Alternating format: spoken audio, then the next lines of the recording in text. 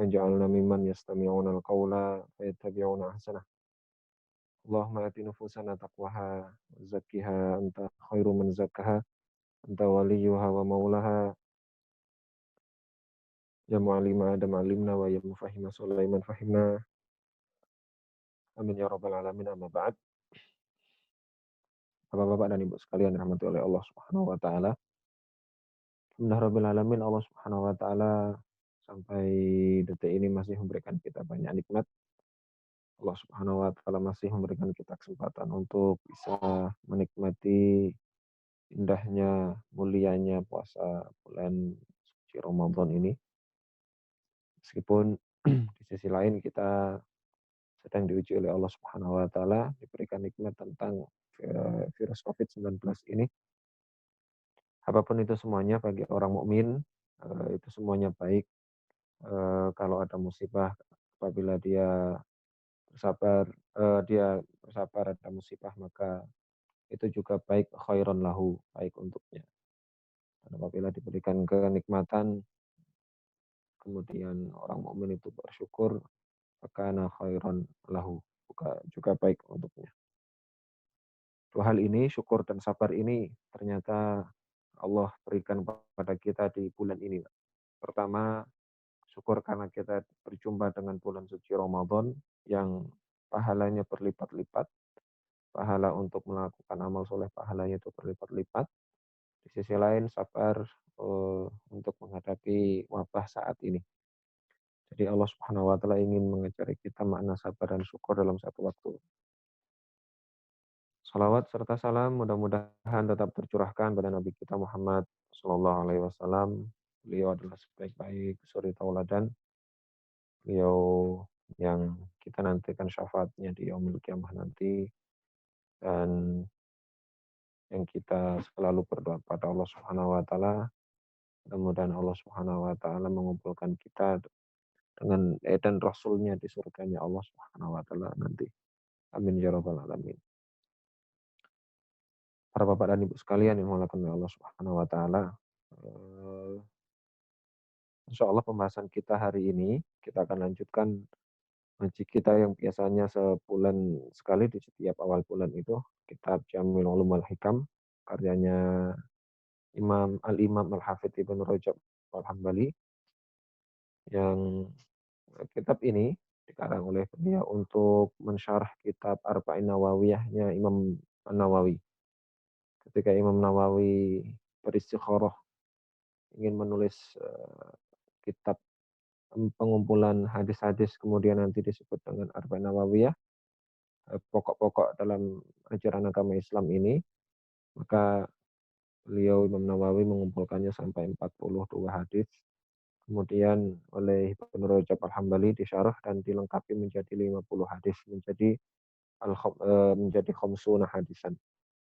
Jadi 50 hadis yang biasanya kita kaji dari halaman pertama yang sudah masuk di hadis yang kedua, yang pertanyaan malaikat Jibril yang sebenarnya mengajari kita semuanya tentang iman, tentang Islam, tentang ihsan, kemudian tentang tanda-tanda hari kiamat. Yang ada beberapa poin penting di bab itu yang belum kita selesaikan, akan tapi kita kita undur saja pembahasan itu di pertemuan berikutnya, yang pada kesempatan hari ini kami mohon izin untuk menyampaikan salah satu hadis tambahan yang dihadirkan oleh Ibnu Rajab Al-Hambali dalam kitab Jamil Ulum wal Hikam sebagai syarahnya Arba'in Nawawiyah ini. Ini oleh Ibnu Rajab Al-Hambali ditaruh di hadis yang ke-47. Hadis ini saya pilih karena saya ingin ada korelasi, ada munasabah antara tarhib Ramadan yang kemarin yang diisi oleh Ustadz Febri tentang kesehatan, puasa dan hubungannya dengan kesehatan. Nah, saya ingin melanjutkan, setidaknya ada korelasinya sedikit tentang tema tarhib Ramadan kemarin, yaitu tentang pola makan yang disebutkan di hadis ke-47 ini.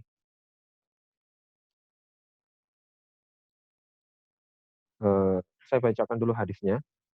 Hadisnya, bunyinya seperti ini. Anil Miqdam Ibnu Ma'di Karib, dari Al-Miqdam Ibnu Ma'di Karib, beliau Al-Miqdam bin Ma'di Karib ini berkata, "Sami'tu, saya mendengar Rasulullah sallallahu alaihi wasallam yaqul."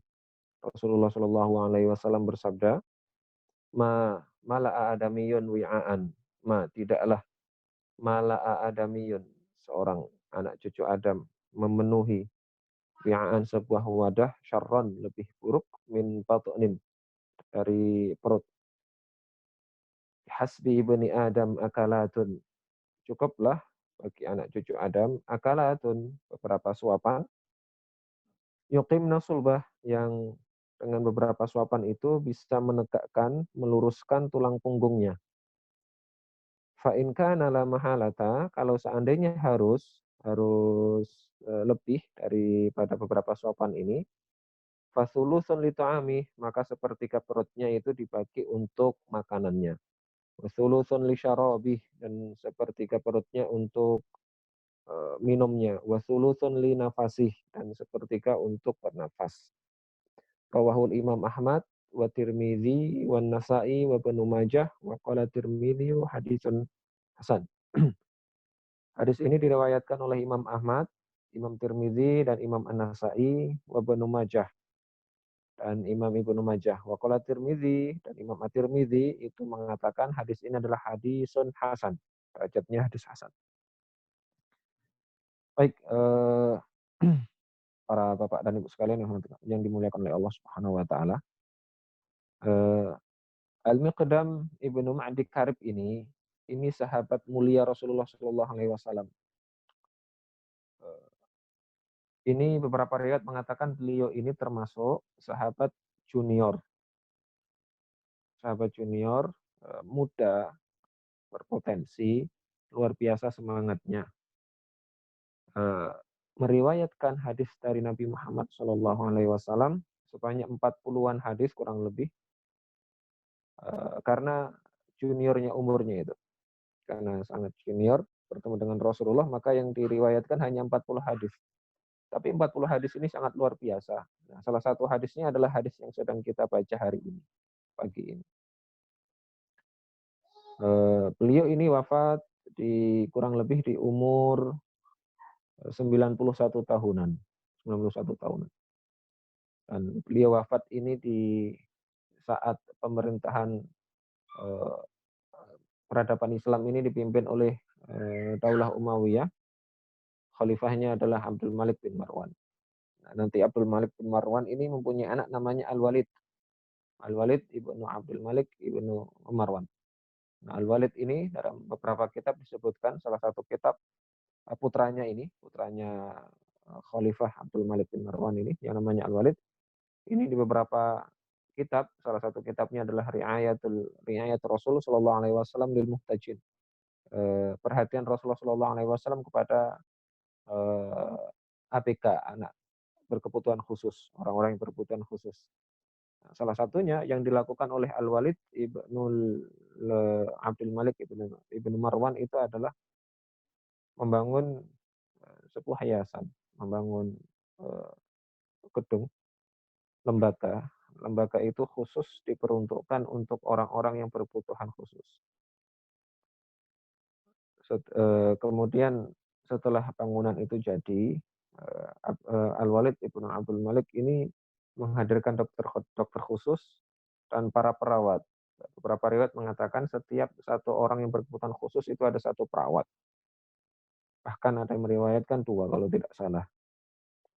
Di antara orang-orang yang membutuhkan ini biasanya itu adalah orang-orang yang tak memiliki pekerjaan, yang dengan keterbatasan fisiknya itu. Maka, eee, beberapa riwayat lagi mengatakan bahwasannya ada orang-orang yang berkebutuhan khusus ini, dia selalu meminta-minta di jalanan. Eee, karena melihat kondisi itu, maka Al-Walid ibn Abdul Walid membangun rumah ini, kemudian berkata kepada orang-orang yang berkebutuhan khusus ini yang biasa minta-minta di pinggir jalan, itu mengatakan, "Mulai sekarang jangan meminta-minta lagi di pinggir jalan. kebutuhanmu setiap hari akan kami cukupkan di sini, bahkan diberi uang saku oleh Al-Walid ibnu Abdul Malik bin Marwan. Kemudian mengatakan, "Jangan meminta-minta kepada manusia, tahanlah dirimu." Dan ternyata ketika disampaikan seperti itu, Allah mencukupkan semuanya, kebutuhan-kebutuhan mereka. Ini, di zaman inilah, di zaman ayahnya Al-Walid, yaitu Abdul Malik bin Marwan, wafatnya sahabat mulia yang namanya Al-Miqdam bin Ma'di Karib ini. Para ayah dan, bunda sekalian, teman-teman yang mendengarkan, kajian pada subuh hari ini, eee, mari kita perhatikan sedikit, kita duduk. Ini Al-Miqdam bin Ma'di Karib ini, beliau ini melakukan perjalanan bersama rombongannya dari Al-Kindah, wilayah Syam sana. Ini menuju ke Madinah, bertemu dengan Rasulullah SAW, artinya di utara Madinah, menempuh perjalanan yang akan melintasi beberapa gurun pasir yang kalau kita belajar, sirah nanti akan kita ketahui beberapa momen Rasulullah SAW, setidaknya ada 2, Rasulullah mengutus pasukan untuk berhadapan dengan, pasukan Syam yang waktu itu masih di bawah kekuasaan Romawi, bawah kekuasaan Heraklius. Yang pertama di perang Mu'tah, yang kedua di perang Tabuk. Di perang Tabuknya ini Rasulullah SAW, eee, ikut, dalam pasukan. Nah, itu kondisi dijelaskan bahwasanya kondisinya, beberapa kondisi itu adalah wilayah padang pasir, dan Al-Miqdam bin Ma'di Karib ini melakukan perjalanan seperti itu untuk menuntut ilmu, menghadap Rasulullah SAW. Dan itu tidak membuat Al-Miqdam bin Ma'di Karib ciut nyalinya, dan bahkan menjadi sahabat yang bisa meriwayatkan 40 hadis di usia yang sangat belia, masih junior. Maka ini perbedaan, generasi dulu dengan generasi sekarang. Anak-anak muda kita sekarang ini, semakin ke sini semangat untuk menuntut ilmunya itu semakin loyo, semakin lempem. Maka PR kita bersama untuk mengembalikan anak-anak muda kita ini seperti anak-anak muda dulu yang semangat menuntut ilmu, yang di usia belianya itu sudah menghasilkan karya untuk umat ini. Ini pelajaran bagi kita semuanya, dan mudah-mudahan dari sirahnya sahabat mulia Al-Miqdam bin Ma'di Karib ini kita bisa mengambil pelajaran yang luar biasa untuk generasi kita, generasi anak-anak muda kita nanti. Beliau berkata, "Sami'tu Rasulullah sallallahu alaihi wasallam yaqul." Aku mendengar Rasulullah sallallahu alaihi wasallam yaqul. Kata sami'tu ini, aku mendengar, ini ilmu yang luar biasa bagi ahli hadis. Sami'tu ini ilmu yang luar biasa besarnya, untuk orang-orang yang mendalami hadis, bahkan orang-orang yang mendalami ilmu-ilmu saat ini. Apalagi dalam kondisi yang seperti ini, penyebaran-penyebaran berita yang nggak jelas ini. Sami itu, kalau dalam ilmu hadis, ulama-ulama hadis itu, kalau sebuah hadis, kalimatnya seperti ini kurang lebih. Kalau sebuah hadis disandarkan kepada panca indera, seperti sami itu, roa itu, terus, bainama nahnu ma'a Rasulillah, saat kami bersama Rasulullah, selalu disandarkan dengan panca indera ini, eee, maka derajat hadisnya, kondisi hadisnya itu sangat kuat, sangat kuat. Sami itu begitu, ro'a itu, aku melihat, aku mendengar, kami bersama Rasulullah. Itu derajat hadisnya, kekuatan hadisnya itu sangat luar biasa kuatnya. Nah, ini maka beberapa ahli ilmu hadis mengatakan, yang dinamakan hadis, mutawatir, kemudian hadis sahih, itu di antaranya adalah hadis yang atau hadis yang bisa digunakan untuk dalil, kekuatannya itu hadis yang disandarkan kepada panca indera. Dan salah satunya adalah hadis ini. Hadis ini disandarkan ke panca indera. Maka luar biasanya ulama-ulama kita terdahulu ketika meriwayatkan ilmu hadis atau menyampaikan kitab, contohnya kitab yang kita pegang, yang kita baca sekarang ini, yaitu Jami'ul Ulum wal Hikam. Ini selalu menggunakan kalimat, silsilah ilmu. Saya belajar kitab ini dari siapa, dari siapa, dari siapa, dari siapa, sampai sang mu'alif, sampai sang penulisnya. Itu, ulama-ulama kita sangat menjaga itu. Untuk apa? Untuk kejernihan ilmu dan untuk, kebenaran ilmu itu yang tidak ada, kebohongan dan tidak ada, hoaks atau, berita bohong. Maka, ini sebenarnya kalau generasi kita saat ini mempelajari ilmu hadis atau ilmu mustalah hadis, maka saya sangat yakin tidak mudah, bagi generasi itu untuk menyebarkan berita yang beredar di medsos atau yang mana, tidak mudah. Kenapa? Karena mereka tahu, ilmu tentang penyebaran berita ini harus, sesuai ilmu yang dipelajarinya selama belajar ilmu-ilmu ini. Maka silsilahnya harus kuat. Ini yang membuat zaman kita sekarang ini menjadi zaman yang sudah amburadul pokoknya.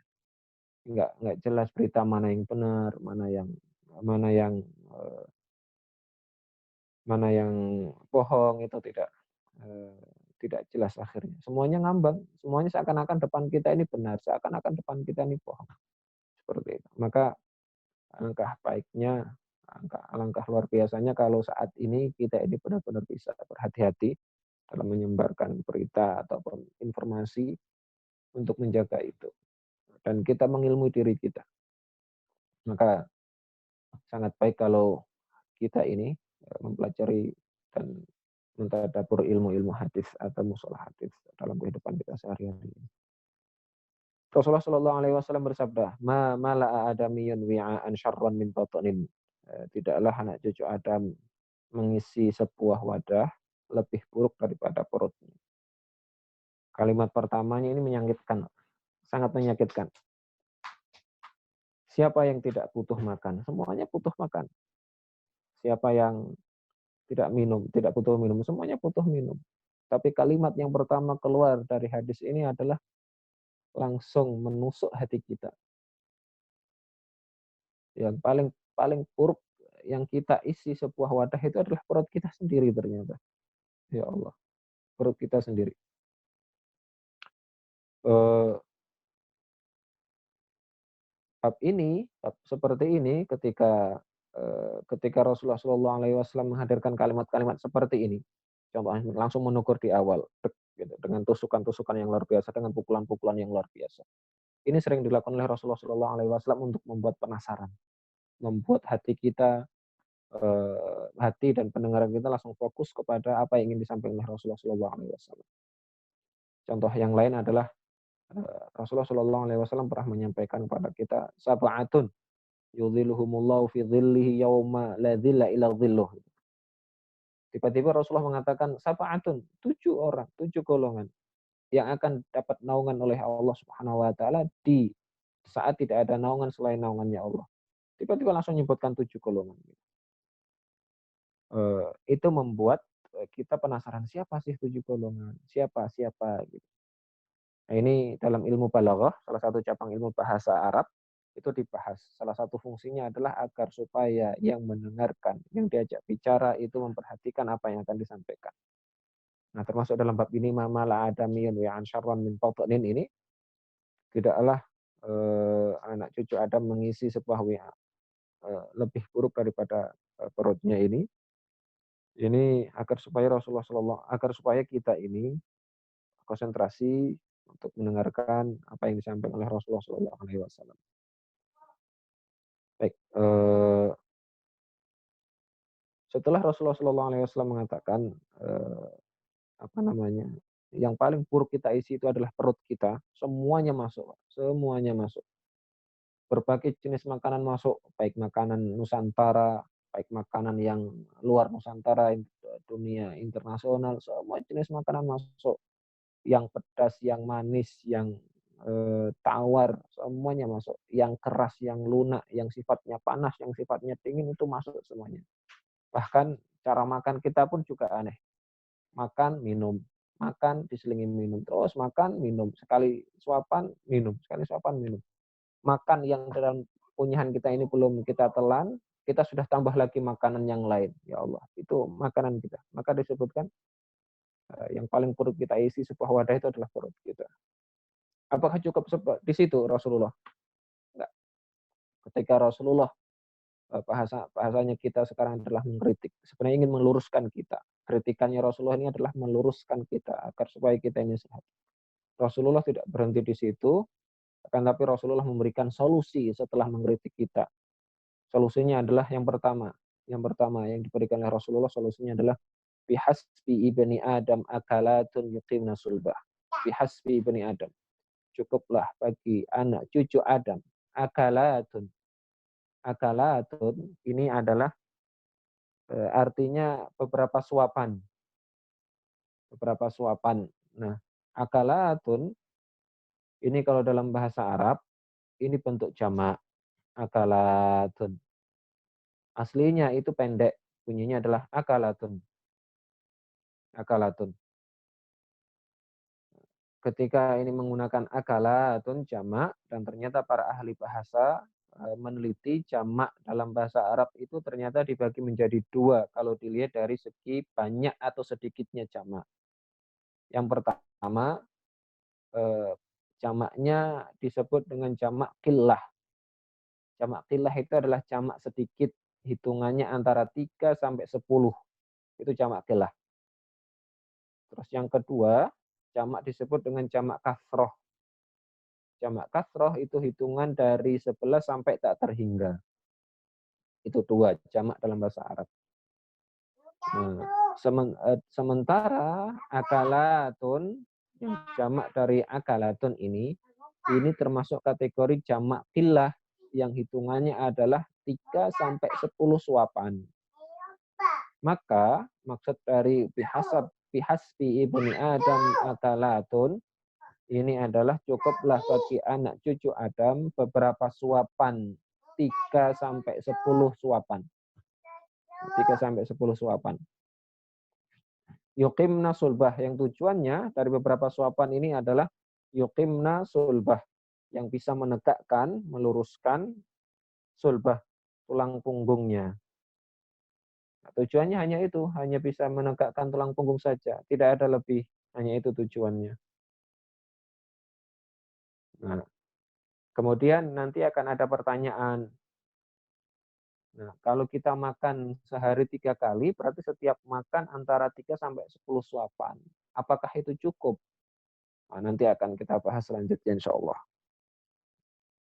Ini yang pertama yang disarankan oleh Rasulullah SAW, yaitu akalatun, beberapa suapan, yaitu antara 3 sampai 10 suapan. Ini juga biasa digunakan oleh beberapa ahli ilmu, lebih-lebih di dalam Al-Quran menggunakan jamak-jamak sedikit atau jamak banyak ini. Itu beberapa ayat Al-Quran menggunakan ini. Contohnya dalam ayat Allah Subhanahu wa taala di surat Al-Baqarah itu berfirman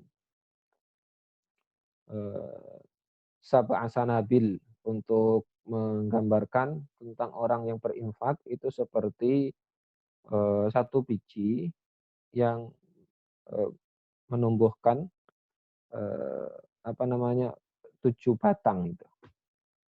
Kalimatnya sab'a sanabil. Ketika di surat Yusuf mengatakan tahun yang di situ sang raja mimpi ada melihat 7 pohon gandum itu menggunakan kalimat sab'a sumbulat. Kata sanabil dan sunbulat itu berasal dari satu kata yaitu sunbulatun. Akan tapi memiliki 2 jamak, yang pertama sanabil, yang kedua sunbulat. Sunbulat itu jamak sedikit antara 3 sampai 10. Nah, di dalam surat Yusuf menggunakan jamak yang sedikit yang bunyinya adalah sab'a sumbulat. Kenapa kok menggunakan sumbulat bukan sanabil? Karena karena tahun pacekliknya itu hanya 7 tahun saja. Maka disesuaikan jumlahnya. Jamak batang gandum tadi itu dan 7 tahun disesuaikan. Sementara di surat Al-Baqarah untuk menunjukkan luasnya pahala orang yang berinfak, maka Allah Subhanahu wa taala menggunakan sanabil. yang jamaknya jamak kasrah hitungan 11 sampai tak terhingga. Itulah, kecocokan-kecocokan ayat yang digunakan oleh Allah Subhanahu wa taala, kata-kata yang cocok untuk menggambarkan situasi saat itu. Seperti itu banyak yang digunakan dalam, eee, kalimat-kalimat para ulama, Rasulullah, lebih-lebih di surat di Al-Qur'an atau firman Allah Subhanahu wa taala. Jadi itu yang disarankan oleh Rasulullah Shallallahu alaihi wasallam, satu, cukuplah bagi anak cucu Adam itu makan beberapa suapan, antara 3 sampai 10 suapan setiap kali makan. Nah, sementara kita ini makannya setiap hari umumnya, 3 kali. Maka apakah cukup 3 kali itu untuk, dengan pola seperti ini? Nah ini pertanyaan besar. Kemudian pertanyaan berikutnya adalah, eee, pola makan yang sehari 3 kali itu apakah, kapan itu munculnya dan bagaimana polanya begitu? Siapa yang memunculkan? Apakah itu wajib, apakah tidak? Tapi kalau kita melihat, pola yang diisyaratkan oleh Allah Subhanahu wa taala dalam ayat yang berbunyi, "Ya ya ya bani Adam, khudzu zinatakum inda kulli masjidin wa kulu washrabu wa la tusrifu" itu, "Ya bani Adam, wahai anak cucu Adam, khudzu zinatakum, ambillah pakaian-pakaian baik kalian, zina, inda kulli masjid, setiap pergi ke masjid, wa kulu washrabu, dan makan dan minumlah." Nah, para ahli ilmu, salah satunya adalah ulama yang disebut oleh Ustaz Febri saat Tarhib Ramadan kemarin, yaitu Dr. Jamil Al-Qudsi, orang Yordania, tapi aslinya memiliki darah Palestina itu hanya meneliti huruf wa di ayat yang berbunyi, "Ya bani Adam, khudzu zinatakum inda kulli masjidin waqulu." Ada kata wa itu sebelum qulu. Itu hanya melihat huruf wa saja, Dr. Jamil Al-Qudsi akhirnya, bisa mengeluarkan, ilmu kesehatannya dan bisa memberikan terapi kesehatan untuk orang-orang yang sakit penyakit dalam. Salah satu penyakitnya adalah penyakit perut dan lambung. Eee, itu dibahas seperti ini, "Ya bani Adam, wahai anak cucu Adam, khudzu zinatakum, ambillah pakaian-pakaian kalian inda kulli masjid, setiap pergi ke masjid." Orang kalau pergi ke masjid itu berapa kali yang wajib setiap hari? Ya 5 kali, itu sholat wajib itu. Dari subuh sampai isya itu 5 kali. Nah, tema ini yang pertama tema tentang sholat 5 waktu di masjid, kemudian tiba-tiba di situ tambah wakulu dan makan dan minumlah. Temanya sudah beda, bukan tema masjid lagi, tapi temanya adalah makan dan minum. Makan dan minum. Nah, kok temanya yang pertama tentang sholat, tiba-tiba datang temanya tentang, makan dan minum. Seharusnya kalau temanya ini berbeda, maka maka, eee, maka seharusnya ayatnya tidak ada kata wa di situ, sebelum kata kulu. Cukuplah kasih tanda wakaf, kemudian langsung kulu washrobu begitu. Akan tetapi di situ dihadirkan huruf wa yang artinya dan dalam bahasa Arab huruf wa yang artinya dan itu namanya huruf athof. Huruf athof itu artinya adalah huruf yang menghubungkan kata setelah dan sesudahnya. Jadi ada hubungan antara sholat di masjid yang 5 waktu dengan makan, yaitu huruf wa itu. Huruf athof. Maka beberapa ahli ilmu termasuk Dr. Jamil Al-Qudsi ini mengatakan seharusnya pola makan umat manusia itu eee, mengikuti, eee, sholat 5 waktu di masjid itu, yaitu 5 kali dalam sehari. Bagaimana takaran makannya setiap kali makan? Maka di ayat berikutnya adalah wala tusrifu, janganlah berlebih-lebihan. Dan kata wala tusrifu itu, dari beberapa tadabbur kami, wala tusrifu itu penjelasannya adalah hadis yang sedang kita bahas. Jangan berlebih-lebihan itu antara setiap kali makan 3 sampai 10 suapan, begitu. Setiap habis, setiap habis sholat. Ini dan pola seperti ini ternyata bisa digunakan untuk terapi mereka yang sakit perut, yang punya sakit lambung, dan lain sebagainya, salah satunya. Nah ini kalimat bihasabi bani Adam akalatun yuqimna sulbah ini. Cukuplah bagi anak cucu Adam kalau ingin mengisi perutnya, cukuplah beberapa suapan antara 3 sampai 10 suapan. Tujuannya hanya satu. Tujuannya apa? Yuqimna sulbah, agar supaya punggungnya, tulang punggungnya ini tegak.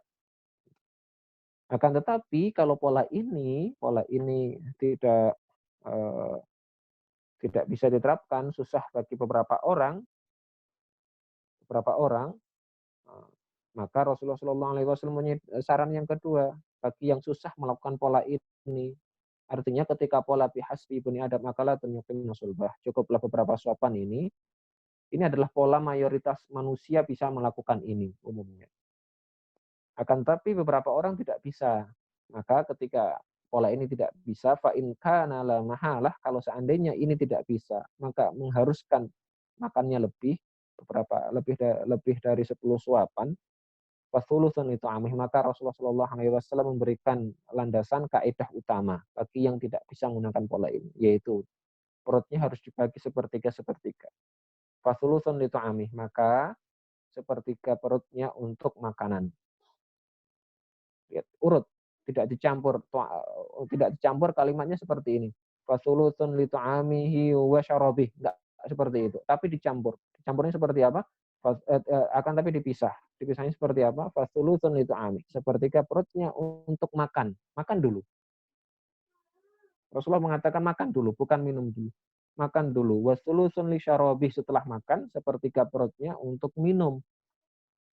Wasulutun li nafasih, dan sepertiga untuk nafas. Nah, urutan hadirnya hadis ini yaitu seperti yang didulukan sepertiga makan, setelah makan selesai sepertiga minum, ini adalah pola yang diajarkan Rasulullah cara makan. Makan dulu, setelah selesai makan baru minum, bukan dicampur, begitu. Bukan dicampur. Maka di ayat Al-Qur'an itu disebutkan, tadi itu ayat yang kita bahas, wakulu washrobu, itu didulukan wakulu, makanlah, washrobu, dan minumlah. Jadi minum itu memang posisinya harus setelah makan. Nah, beberapa ahli ilmu mengatakan kenapa tidak boleh dicampur makan dan minum, karena khawatir itu nanti kita eee, makan makan terus dimasukkan air, kita mau sendawa sudah ditutup dengan makan, begitu. Jadi kita tidak bisa bersendawa, tidak bisa mengeluarkan angin yang ada dalam perut. Itu pola-pola yang dianjurkan oleh Rasulullah SAW. Jadi yang pertama, bagi mayoritas orang ini umumnya bisa, yaitu beberapa suapan, 3 sampai 10 suapan. Kapan itu makannya? Berapa kali sehari? Itu kembali lagi kita dengan ayat, ya bani Adam khudzu zinatakum inda kulli masjidi wa kulu washrabu wa la tusrifu innahu la yuhibbul musrifin. Eee, itu bagi umumnya. Sementara eee, bagi yang tidak bisa seperti ini, maka Rasulullah memberikan kaidah umum, yaitu perutnya dibagi menjadi 3, dibagi menjadi 3, sepertiga pertama untuk makan, sepertiga kedua untuk minum, sepertiga yang ketiga untuk nafas. Nah, hadis ini diriwayatkan oleh Imam Ahmad, wa Tirmizi, wa Nasa'i, wa Ibnu Majah, wa qala Tirmizi haditsun hasan. Nah, beberapa ulama yang meriwayatkan ini banyak, semuanya para imam imam hadis, di antara Imam Ahmad. Imam Ahmad ini, saya sedikit ingin membahas tentang Imam Ahmad. Imam Ahmad ini adalah ahli ilmu yang luar biasa, eee, ahli ilmu hadis. Imam Ahmad ini mempunyai silsilah ilmu sampai ke Irak juga, mempunyai silsilah ilmu sampai ke Imam Syafi'i, dan mempunyai murid yang luar biasa, 2 murid yang luar biasa. Imam Ahmad bin Hambal ini mempunyai anak juga luar biasa, ahli ilmu, akan tapi tak terkenal ayahnya ini. Salah satu kalimat Imam Ahmad bin Hambal yang diberikan pada anaknya adalah, "Idhhab ilal masjid waktub hatta eee, takhifayaduk." Pergilah kamu wahai nak ke ke masjid dan tulislah ilmu, artinya belajarlah di masjid sampai lelah tanganmu, suruh belajar, anaknya disuruh belajar. Dan Imam Ahmad ini mempunyai 2 halaqah besar. Halaqah yang pertama khusus untuk keluarganya, halaqah yang kedua khusus untuk jamaahnya, ya para penuntut ilmu. Kemudian Imam Ahmad bin Hambal ini termasuk ulama yang luar biasa, kokoh pendiriannya, kuat kuat pedomannya dan dalilnya. Saat fitnah eee, fitnah Al-Qur'an dikatakan makhluk, bukan kalam, itu Imam Ahmad bin Hambal termasuk ulama yang sangat kuat memperjuangkan ini sampai, sering keluar masuk penjara karena, Imam Ahmad mengatakan Al-Qur'an ini bukan makhluk, akan tapi Al-Qur'an ini adalah kalamullah, firman Allah. Nah, itu mulai beliau di didapatkan ujian yang membawa berkah itu, yaitu tentang, kekuatannya, apa namanya, pedomannya Imam Ahmad tentang Al-Qur'an adalah kalam Allah ini. Ini dimulai sejak zaman Al-Ma'mun Ibnu Harun Ar-Rasyid. Al-Ma'mun inilah yang, eee, di zamannya Al-Ma'mun inilah Imam Ahmad mulai diuji oleh Allah Subhanahu wa taala di penjara, karena mempertahankan Al-Qur'an adalah kalamullah. Kenapa kok sampai seperti itu? Karena Al-Ma'mun ini, sangat dekat dengan Mu'tazilah, dan salah satu akidah Mu'tazilah, dan Ma'mun ini terpengaruh dengan Mu'tazilah. Salah satu akidah Mu'tazilah ini adalah Al-Qur'an, eee, Al-Qur'an bukanlah kalamullah akan tapi makhluk. Itu yang digaungkan oleh Mu'tazilah saat itu. Sabar dan Allah akhirnya, di generasi keempat setelah Al-Ma'mun, Imam Ahmad ini dibebaskan nanti. Meskipun nanti di zamannya Al-Mu'tasim setelah Ma'mun ini, Imam Ahmad juga pernah dikeluarkan, akan tapi di zaman anaknya Al-Mu'tasim nanti Imam Ahmad dimasukkan ke penjara, dan setelah, di zaman berikutnya baru dilepaskan Imam Ahmad. Imam Ahmad ini mempunyai guru yang satu perguruan dengan Imam Syafi'i. Imam Ahmad ini punya guru namanya Abu Yusuf Al-Qadhi. Abu Yusuf Al-Qadhi ini adalah muridnya Abu Hanifah. Sementara Imam Syafi'i itu mempunyai guru, Imam Ahmad itu mempunyai guru namanya Abu Yusuf Al-Qadhi.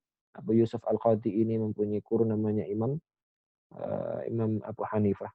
Imam Syafi'i mempunyai guru namanya Muhammad Ibnul Hasan.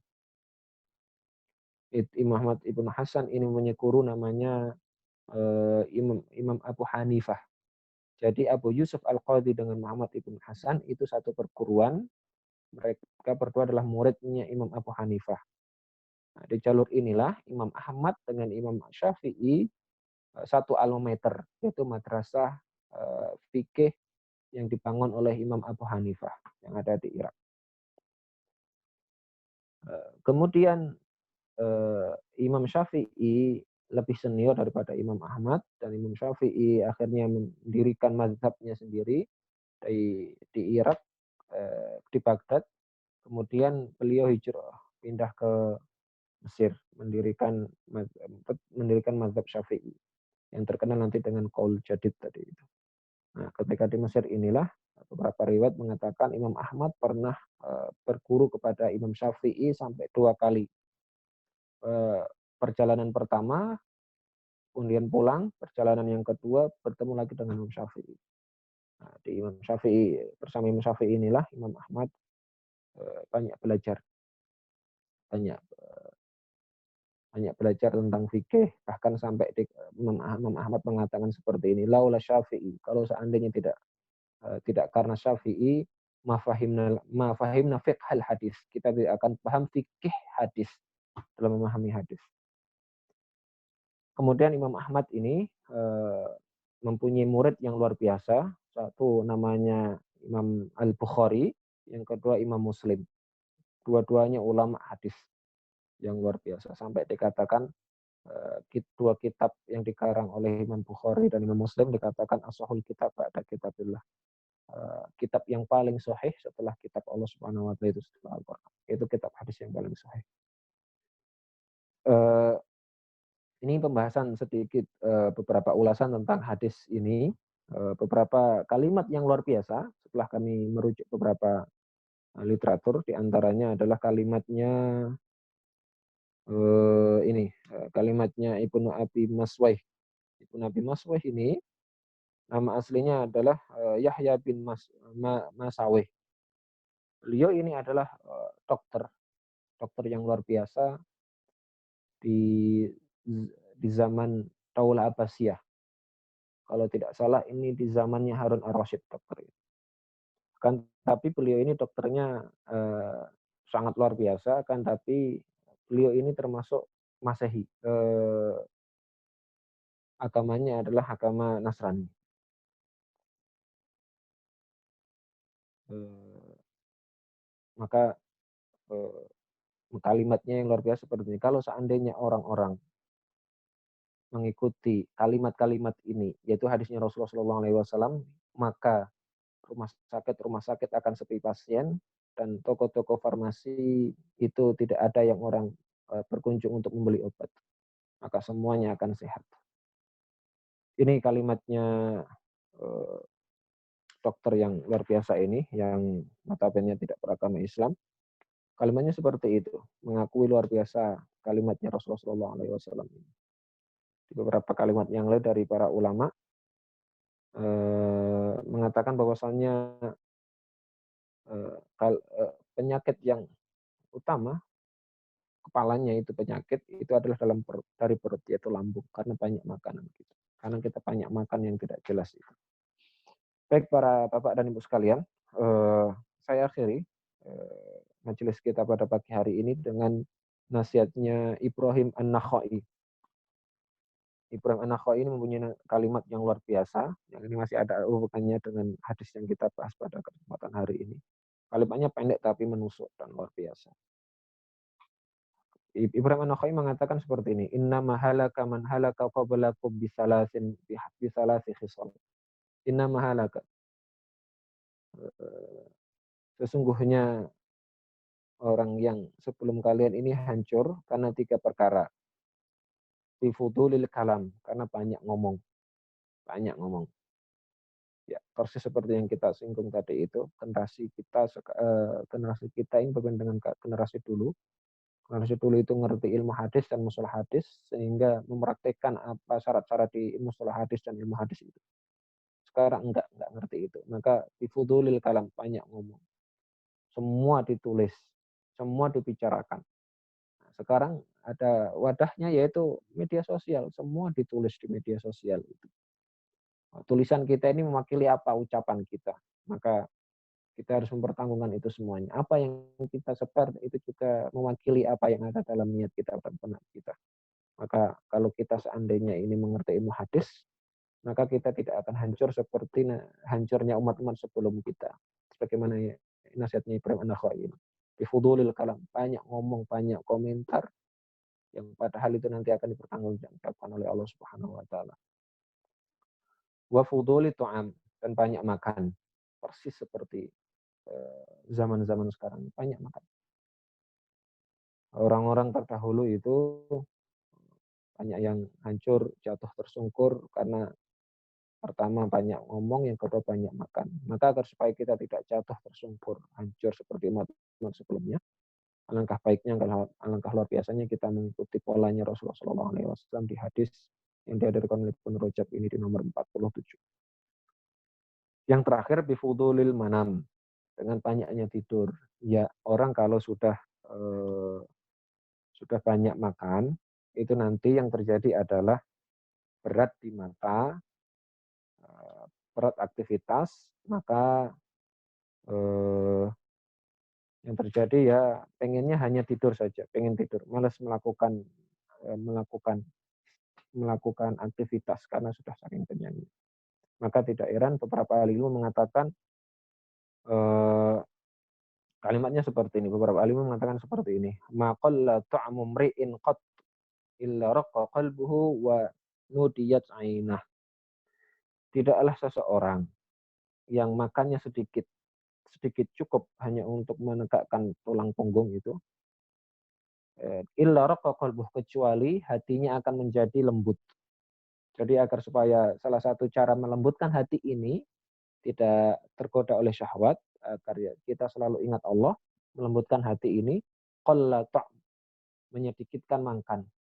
Salah satu caranya adalah banyak berpuasa, sunnah itu.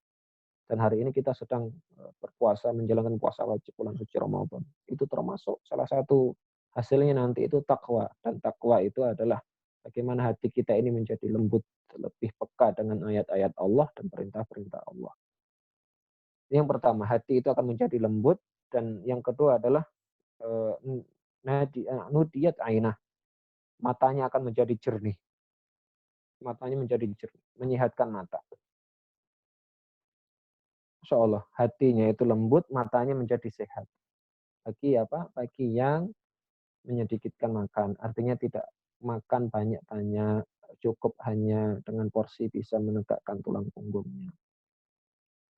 Ini kurang lebih yang dapat kita sampaikan di majelis pagi ini. Mudah-mudahan sedikit yang dapat kita sampaikan ini bisa bermanfaat untuk semuanya, bisa diberkahi oleh Allah Subhanahu wa taala. Semoga Allah Subhanahu wa taala berkahi ilmu kita, berkahi keluarga kita, berkahi umur kita, berkahi harta dan usaha kita, berkahi waktu kita yang kita manfaatkan untuk aktivitas-aktivitas kebaikan ini. Semoga Allah Subhanahu wa taala menjaga kita semuanya. Semoga Allah Subhanahu wa taala segera angkat wabah COVID-19 ini dari kita dan negeri kita dan negeri kaum muslimin. Amin ya rabbal alamin. Baik, saya kembalikan ke panitia. Saya akhiri dulu. Subhanakallahumma wa bihamdika asyhadu an la ilaha illa anta astaghfiruka wa atubu ilaik. Alhamdulillah, barakallah Ustaz. Waalaikumsalam. Bagi Bapak Ibu yang ingin bertanya, kami persilahkan. Ini ada yang masuk Ustaz, pertanyaannya Ustaz. Bisa dijelaskan kah Ustaz terkait dengan makanan penghuni surga Ustaz, yang memang mungkin ada khasiat atau relatednya ke kondisi wabah saat ini Ustaz. Mohon bisa dibantu jawab Ustaz. Baik, untuk makanan ahli surga, untuk kondisi saat ini, itu para ahli banyak menjelaskan, dan ini bukan bagian saya untuk menjelaskan. Cuman yang kita pahami, makanan-makanan ahli surga itu ya makanan-makanan yang dihadirkan, yang disebutkan oleh Allah Subhanahu wa taala di dalam ayat-ayat Al-Qur'annya itu. Itu sangat membantu luar biasa. Salah satunya saya kasih contoh saja. Contohnya ini dari Dr.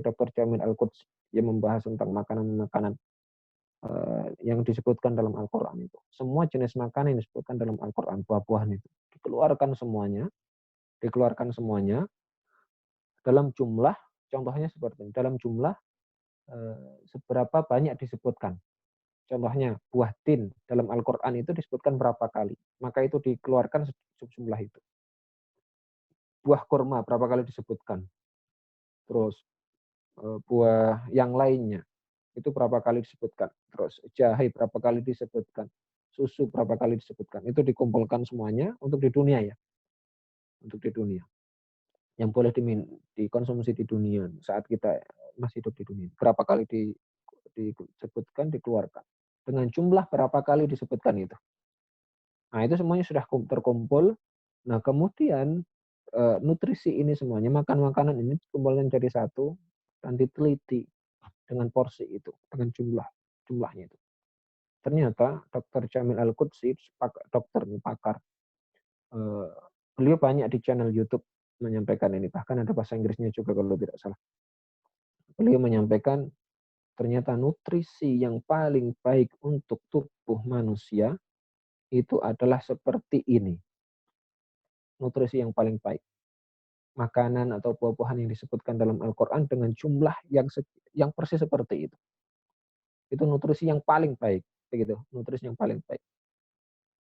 Kalaupun kita tidak bisa mengumpulkan itu semuanya sesuai jumlah yang dalam Al-Quran, ya kita bisa menikmati itu buah yang disebutkan dalam Al-Quran itu ya dengan bilangan-bilangan yang kita semampu kita untuk membeli. Contohnya Rasulullah biasa menyebutkan, makanlah buah kurma di pagi hari itu, kalimatnya asbaha. Asbaha itu antara ini, Rasulullah Shallallahu Alaihi Wasallam mengatakan, "Man asbaha eee, di sab'i tamrin," kalau nggak salah seperti itu. Barang siapa yang masuk pagi hari, dia mengonsumsi 7 buah kurma ajwa, maka dia akan terselamatkan dari sihir dan, racun. Sihir dan racun. Nah, 7 kurma itu Rasulullah menyebutkan bilangan ganjil. Mungkin kita nanti juga bisa mengonsumsi dalam bentuk ganjil, begitu. Setiap beberapa makanan yang disebutkan dalam Al-Qur'an. Eee, Kalimatnya yang jelas adalah asbaha, man asbaha. Asbaha itu berbeda dengan amsa dengan adha ya. Jadi makan makan kurmanya pun menggunakan waktu yang asbaha, sesuai dengan asbaha, masuk waktu pagi. Asbaha itu waktu kapan? Waktu setelah subuh, antara subuh dan sebelum kita sholat syuruk. Itu asbaha. Itu akan terselamatkan dari sihir dan dari racun. Nah, kalau puasa ini bagaimana ya? Kalau waktu puasa ya sebelum ini, waktu sahur ini makan. Sementara di luar puasa maka sesuai yang disampaikan oleh Rasulullah SAW. Dan kondisi wabah seperti ini tak terlepas dari permainan sihir-sihir seperti itu. Wallahu a'lam bishawab. Ini beberapa informasi yang eh, yang kita dapatkan, yang kita baca. Wallahu a'lam bishawab. Karena eh, kita harus banyak berzikir dan mohon pertolongan pada Allah Subhanahu wa taala. Itu eh, yang bisa saya sampaikan mungkin untuk jawaban tadi itu. Makan ahli surga tadi itu. Jadi bagaimana efeknya untuk tubuh kita? Ya, yang tahu yang bisa menjawab ini adalah ahlinya. Cuman saya menyampaikan ini terkait tentang apa yang sudah disampaikan oleh Dr. Jamil Al-Qudsi. Wallahu a'lam bishawab. Paham, Ustaz. Ada lagi yang bertanya, Ustaz. Ustaz, 5 kali makan itu berarti 3 kali makan pokok, nasi, dan lauk, dan 2 kali kudapan ya, Ustaz? Mohon di. Baik, baik. Umum itu, kalimatnya umum. Tinggal dilihat waktunya. Waktunya seperti ini. Yang bagus untuk makan makan makan nasi contohnya, itu kapan? Beberapa ahli dalam tip tip tipu nabawi ini adalah eee, makan nasi itu paling terakhir itu 5 jam sebelum tidur gitu. Nah, selebihnya ya makanan makanan ringan. Contohnya kayak makan gandum, makanan ringan, bubur-bubur gandum yang mudah diserap. Contohnya setelah ba'da maghrib atau ba'da isya itu makanan yang mudah diserap, bukan yang susah diserap, bukan susah diolah, yang mudah diolah. Kalau susah diolah, itu nanti saat kita tidur, eee, perut kita ini, lambung kita, organ-organ tubuh kita ini akan, eee, bekerja saat saat seharusnya itu kondisinya adalah kondisi kondisi istirahat. Maka makanan yang mudah diolah pada maghrib dan pada isya itu. Ya para bapak dan para ibu semuanya lebih tahu insyaallah. Kalau orang-orang terdahulu itu yang godok-godokan itu, yang cepat busuk itu makan cepat busuk, godok-godokan. Sepertinya, itu yang bisa kita sampaikan mungkin untuk jawaban ini.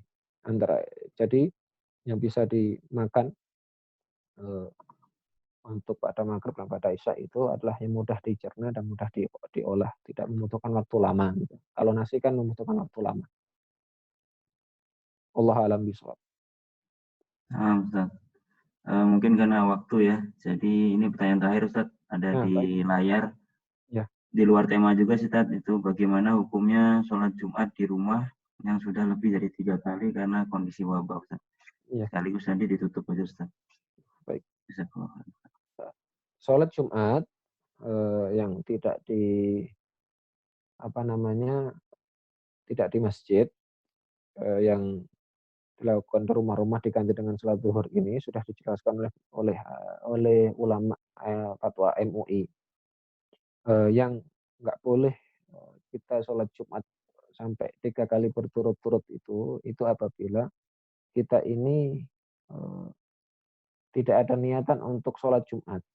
Tidak ada niatan untuk sholat Jumat, artinya lebih kepada mengucilkan syariat Allah, menyudutkan syariat Allah, tidak menganggap syariat Allah ini baik dan enggan untuk menjalankan syariat Allah. Nah, ini yang termasuk yang dilarang untuk tidak melakukan sholat Jumat 3 kali berturut-turut itu. Akan tapi sementara dalam kondisi seperti ini, ulama di fatwa MUI, ulama itu mengatakan ini termasuk hal yang termasuk darurat. Jadi kondisi seperti ini tidak apa-apa diganti dengan sholat zuhur di rumah. Akan tetapi beberapa ahli ilmu ada yang menyampaikan kalau di rumah itu anggota keluarganya yang laki-laki itu yang balik sudah ada dua atau jumlahnya ada 3 dalam rumah, ada beberapa ahli ilmu mengatakan sholat Jumat tidak apa-apa dilakukan seperti itu. Wallahu alam bishawab, akan tapi dalam kondisi kita saat ini di Indonesia seperti ini, sebagaimana para ahli ilmu mengatakan dalam kondisi darurat genting seperti ini, para ahli ilmu jangan saling berdebat, cukuplah merujuk ke satu ahli ilmu yang itu muktabar dalam negeri tersebut. Di luar saat wabah ini silahkan para ahli ilmu, para ustadz ingin menyampaikan pendapatnya, ilmunya tidak apa-apa. Tapi dalam kondisi seperti ini, maka semuanya harus merujuk ke satu ulama yang muktabar dalam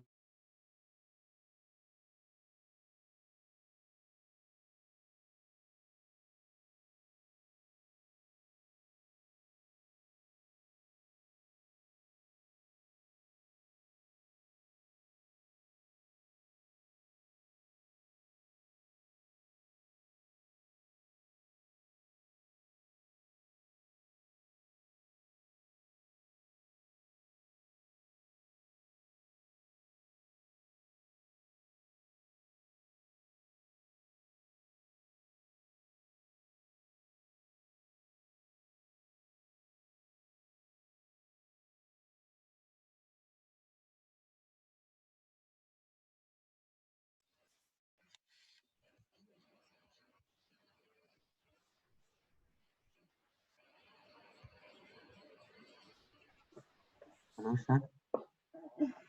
Ustaz.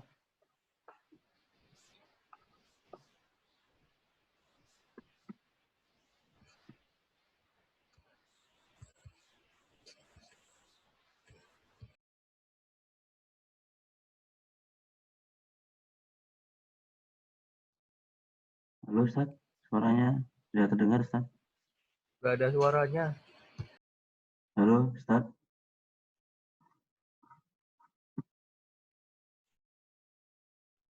Afan Ustaz, suaranya putus Ustaz.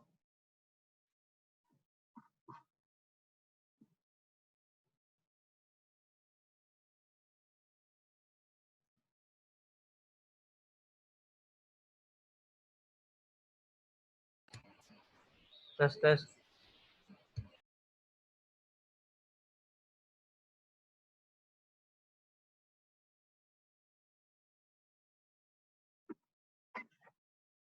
Baik Bapak Ibu, karena terputus di Ustadz dan kami juga tidak bisa menghubungi kembali, maka kajian ini kita akhiri.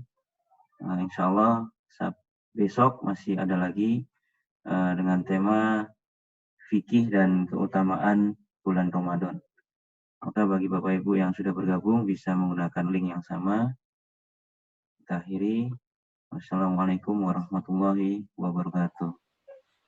Waalaikumsalam warahmatullahi wabarakatuh.